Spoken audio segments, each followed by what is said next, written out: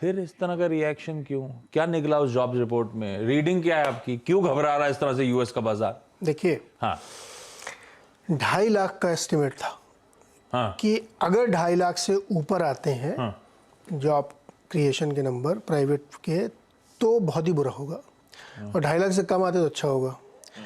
वो आए हैं 2,63,000 प्लस उसके अंदर जो आर्ली वेज ग्रोथ है वो हमने लास्ट टाइम डिस्कस किया था 5.2% थी, वो घटी नहीं है, 5% पे अभी भी है। तो तनख्वाहें खूब हैं और नंबर 2,63,000 का जो है ये बाजार को बिल्कुल पसंद नहीं आ रहा है। इसकी वजह से क्या हो रहा है कि अनएम्प्लॉयमेंट का जो डेटा बढ़ना चाहिए वो उम्मीद से कम है, 3.5% पे है, जो डिकेट्स के लो पे चला, यानी यहाँ पे बेरोजगारी भत्ता लेने वालों की संख्या बहुत कम है। तो सबसे मुश्किल यहीं पे खड़ी होती है कि इन्फ्लेशन कम कैसे होगा, कि जॉब भी मिल रहे हैं, तनख्वाहें भी बढ़ रही हैं, बेरोजगारी भत्ता भी कोई नहीं ले रहा है।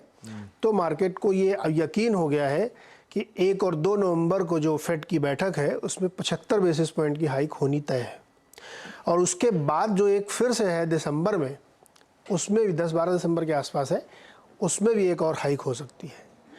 तो यहाँ से 1.5% की और हाइक की डिस्काउंटिंग मार्केट अब लेना शुरू कर रहा है। अभी हम लोग सवा पे थे, 75 और 50 नवंबर दिसंबर, अब आप कह रहे हो 75 के दो और। तो उन्होंने टारगेट दिया भी था कि हम 4.5-4.5 तक जाएंगे, तो वो रेंज आपको दिसंबर तक होती दिखेगी। ये मार्केट की है असली बड़ी चिंता। इसीलिए आप देखिए कि 6 महीने से लेकर के 10 साल तक की बॉन्ड यील्ड एकदम 4% से ऊपर चल रही। 10 साल वाली खैर 3.88 होगी, उसके नीचे सब 4% से ऊपर है। तो शॉर्ट टर्म में जो लोन है वो बहुत ज़्यादा महंगा होगा, तो ये एक बड़ी समस्या है। दूसरी समस्या ये खड़ी हो गई कि कच्चे तेल के भाव $98 पे पहुंच गए हैं, और मुझे इसमें कोई दो राय नहीं लगती है कि अगर यही परिस्थितियां बनी रहीं तो आप बाई दिसंबर एंड $120 का क्रूड देखेंगे। तीसरी समस्या और बता देता हूं मैं आपको कि AMD जो चिप मेकिंग कंपनी है उसका एस्टिमेट $1 बिलियन कम हो रहा है, और उसने कहा कि पीसी की सेल सिग्निफिकेंटली कम हुई है पूरी दुनिया में। तो अब इतनी सारी हमारे ख्याल में काफ़ी चीज़ें जो मैंने आपको अभी बता दी, जिससे कि मार्केट में बहुत प्रेशर आएगा। और इसमें जो एक ना टॉपिंग जो है वो इंडियन रुपी है। आज सरप्राइज नहीं होंगे हम कि अगर 83 रुपये में खुलेगा $1 का भाव, तो ये बहुत मुश्किल का दौर है। तो क्रूड बुरा है, करेंसी बुरी है, यूएस मार्केट तो बुरा ही है, तो सब तरफ से अच्छी खबरें नहीं है। तो मार्केट को कहाँ सपोर्ट मिलेगा? डायरेक्ट टैक्स कलेक्शन का डेटा बहुत अच्छा है। वो हाँ अच्छा डेटा है। अब वो हेडलाइन है 24% डायरेक्ट टैक्स कलेक्शंस में उछाल, पर उसमें रिफंड एडजस्ट कर दूं तो दरअसल वो 16-16.5% का। इसी हफ्ते बहुत सारे रिजल्ट यूएस में आने शुरू हो जाएंगे। यूएस का रिजल्ट सीजन फुल फ्लेजेड होगा। अच्छा, आज बॉन्ड मार्केट बंद है यूएस का, तो इसलिए आप यूएस का बॉन्ड मत देखिएगा। वहाँ पे कोलंबस डे की वजह से केवल बॉन्ड, जैसे हमारे कभी कभी बैंक बंद होते हैं वैसे बॉन्ड बहुत बार ऐसा होता है।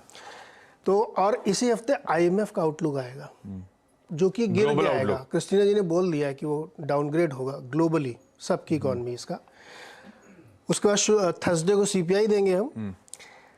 TSMC, delta, Domino's, black rock, city, JP Morgan Stanley सबका रिजल्ट आ जाएंगे फ्राइडे तक, और जो कि बहुत खराब आएंगे, जो मैं आपको अभी बता दे रहा हूँ। एक अच्छी बात तो करी नहीं सुबह। अरे एक और तरीका नहीं है इन्फ्लेशन को टेम करने का? अनएम्प्लॉयमेंट बढ़ा दो, वेजेस रिड्यूस कर दो, कोई और तरीका नहीं है क्या यार? कुछ आसान तरीका, बेहतर तरीका? पेन देने की जरूरत क्या है? इंडिया में कर रही है ना कंपनियां, ऑफर लेटर वापस ले रही हैं। उसमें पिछले हफ्ते वो पता है बेलारूस के प्रेसिडेंट साहब ने, बेलारूस ही था शायद, उन्होंने इन्फ्लेशन कंट्रोल करने के लिए सारी कमोडिटीज को बोल दिया जो भाव थे उसी भाव पे बिकेगी, अब से कोई प्राइस राइज नहीं ले सकता। Immediate reaction. तो सारी जहां पे थे वहीं क्या है, आपको उसी पे बेचना है, उसके अलावा कोई चीज नहीं। एक तरीका ये है महंगाई कंट्रोल। तो कोशिश कर रहे हैं ना कि प्राइस कैप करेंगे हम क्रूड का, यूरोप वाले। तो वो भी वही कोशिश करने में लगे हुए, वो किसी से नहीं रहा है भाई। दिक्कत भरा माहौल है। वो जॉब्स रिपोर्ट दरअसल अनएम्प्लॉयमेंट रेट 3.5% पर, इस तरह के, और वो 3.7 से रिड्यूस होकर 3 पॉइंट, मतलब और नौकरियां मिले चली जा रही हैं। तो ये दिक्कत है। और ये बिल्कुल सही, वो आपने वो माइक्रो डिवाइसेस की बात करी, चिप मेकर की, लिवाई स्ट्रॉस ने भी अपनी जीन्स भी नहीं बिकने वाली भाई, उन्होंने भी गाइडेंस रिड्यूस कर ग्लोबली दी। कह रहे हैं बहुत बुरी स्थिति है यार, जींस नहीं खरीद रहा है क्या आपको? पता है, अपना तो एक से चल जाता है पता नहीं बाकियों का। बस ये सब अब कंपनियों की कमेंट्री बदल रही है, लेकिन जॉब्स रिपोर्ट अभी भी स्ट्रांग है, ये दिक्कत की बात। हाँ, ये पता नहीं, मुझे समझ में नहीं आ रहा कि जॉब रिपोर्ट क्यों इतनी अच्छी आ रही है जबकि कंपनीज डाउनग्रेड कर रही हैं, रिजल्ट्स कम ही आ रहे हैं, रिटेल सेल्स के नंबर्स उतने अच्छे नहीं आ रहे, फिर नौकरियां मिल कहाँ रही हैं? तो वो कहते रहा था कौन सी वो रेटिंग एजेंसी, उसने कहा था रिजल्ट्स मत देखिएगा, रिजल्ट्स ये वाले रिजल्ट सबके ठीक आएंगे, आने वाले Q4 की कमेंट्री बड़ी इंपॉर्टेंट होगी, वहां से पेन इन्फ्लिक्ट होना है। तो ये जो कमेंट्री शुरू हुई है मेरे ख्याल से पेन इवेंचुअली आएगा एक सब्सिक्वेंट। अनुमान है कि $2.3 ट्रिलियन के एस्टिमेट्स कम होंगे प्रॉफिट में, तो नतीजे बहुत अच्छे तो नहीं होंगे।